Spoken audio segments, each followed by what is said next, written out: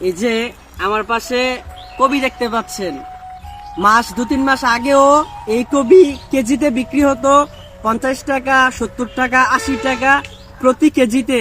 তখন মানুষের হাহাকার ছিল যে সবজি এত পরিমাণ দাম হলে মানুষ আসলে কিভাবে খাবে। এই যে আজকে দেখান, এই যে আজকে দেখাই, জমিতে কবি পচে নষ্ট হয়ে যাচ্ছে। এই যে দেখেন, এই কবির দাম এখন কত হয়েছে? মাত্র 10 টাকা পিস। তারপরেও মানুষ এই কবিগুলাকে খাচ্ছে না। এই যে দেখেন, জমিতে অসংখ্য কবি পচে একদম নষ্ট হয়ে যাচ্ছে। দেখেন, এই যে একটা কবি শুধু আপনাদেরকে দেখাইছি, আরো কয়েকটা কবি আপনাদেরকে দেখাই। এই যে দেখেন, এই যে মাত্র 10 টাকার দাম হওয়ার কারণে এই যে দেখেন প্রত্যেকটা কবি পচে একদম নষ্ট হয়ে যাচ্ছে। তারপরও কৃষকরা আর কবি বিক্রি করতে চাচ্ছে না। কিভাবে কৃষকরা কবি বিক্রি করবে?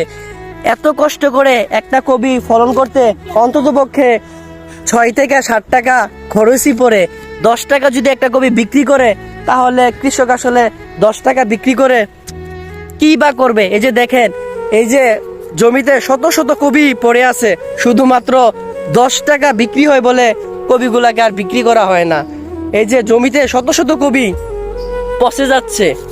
ঠিক আছে, তো মানুষ সবজির দাম যখন বেড়ে যায় পাগল হয়ে যায়, আবার সবজির দাম যখন কমে যায় তখন কোনো খবর না।